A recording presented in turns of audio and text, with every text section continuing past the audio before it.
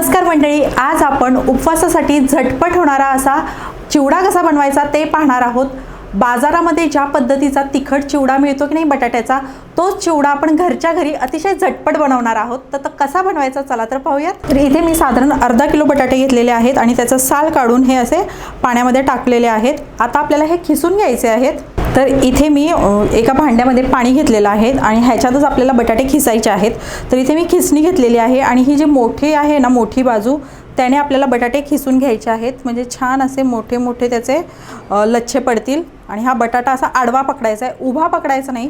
उभा जर पकडला तर एकदम बारीक बारीक खीस पडेल त्याचा। आपण अशा पद्धतीने आडवा पकडून खिसून घ्यायचं आहे।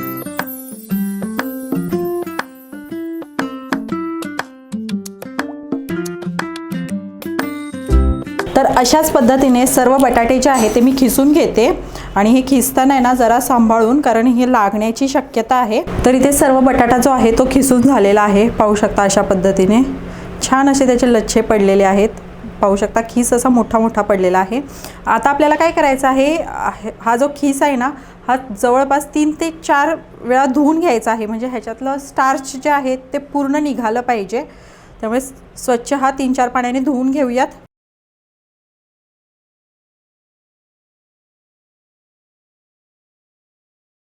तर आपला बटाट्याचा खीस जो आहे तो मस्त असा 4 ते 5 पाण्याने मी धुवून घेतलेला आहे स्वच्छ। आणि आता पाहू शकता पाणी अतिशय स्वच्छ असं झालेलं आहे, त्याचं स्टार्च जे आहे ते पूर्णपणे निघून गेलेलं आहे। तर इथे मी एक चाळण घेतलेली आहे आणि त्या चाळणीमध्ये आपल्याला हा सर्व खीस जो आहे ना तो काढून घ्यायचा आहे, म्हणजे ह्यातलं एक्स्ट्राचं जे पाणी आहे ते सर्व निथळून जाईल।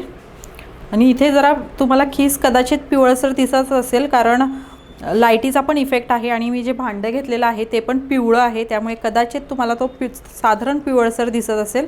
पण आपला खीस जो आहे तो छान असा पांढरा शुभ्र झालेला आहे। तर इथे सर्व खीस जो आहे तो मी चाळणीमध्ये काढून ठेवलेला आहे। आता तो जरा 1-2 मिनिटं आपण निथळून देऊयात, म्हणजे त्याचं सर्व पाणी जे आहे ते निघून जाईल। आता इथे आपण जो खीस आहे तो 4 ते 5 पाण्याने स्वच्छ धुतलेला आहे आणि त्याचं कारण म्हणजे बऱ्याच वेळेला काय होतं की बटाट्यामध्ये स्टार्च जर राहिलं तर ज्यावेळी आपण खीस तळतो की नाही, तर त्यावेळी तो लाल कलरचा होतो। तर तो होऊ नये म्हणून तो आपण स्वच्छ धुवून घ्यायचा, म्हणजे जोपर्यंत स्वच्छ पाणी निघत नाही तोपर्यंत तो धुवून घ्यायचा आहे, म्हणजे आपला खीस तळल्यावर सुद्धा छान पांढरा शुभ्र राहतो।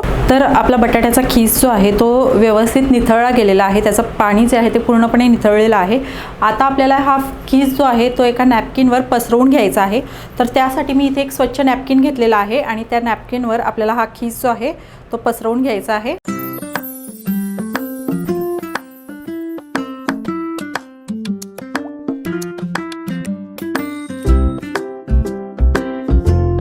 हा खीस जो आहे तो आपल्याला फॅन खाली एक 10 ते 15 मिनिटं आहे ना असाच सुकवून घ्यायचा आहे, म्हणजे ह्याचं जे एक्स्ट्राचं मॉइश्चर आहे ना ते निघून गेलं पाहिजे आणि आपला खीस जो आहे तो चांगला असा मोकळा मोकळा झाला पाहिजे।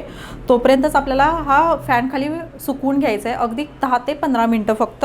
तर साधारणपणे 15 मिनिटं जो आहे तो आपण हा खीस जो आहे तो फॅन खाली वाळवून घेतलेला आहे आणि इथे पाहू शकता छान असा हा आपला मोकळा मोकळा झालेला आहे। ह्याच्यातलं जे एक्स्ट्राचं मॉइश्चर होतं ना जास्तीचं ते पूर्णपणे निघून गेलेलं आहे आणि असा मोकळा छान झालेला आहे। आता आपण हा तळायला घेऊयात। तर इथे गॅसवर मी एका कढईमध्ये तेल गरम करून घेतलेलं आहे। आपल्याला खीस तळताना तेल जे आहे ते कडकडीत गरम करून घ्यायचं आहे। आता आपण ह्याच्यामध्ये हा खीस जो आहे तो टाकणार आहोत।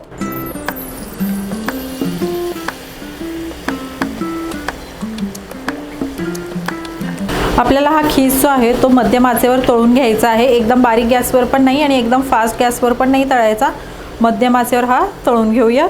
तर अशाच पद्धतीने सर्व खीस जो आहे तो मी तळून घेते। तर आपला बटाट्याचा खीस जो आहे तो तळून झालेला आहे, आता आपण काढून घेऊयात। सर्व बटाट्याचा खीस जो आहे तो इथं आपला तळून झालेला आहे आणि तुम्ही ह्याचा आवाज ऐकू शकता।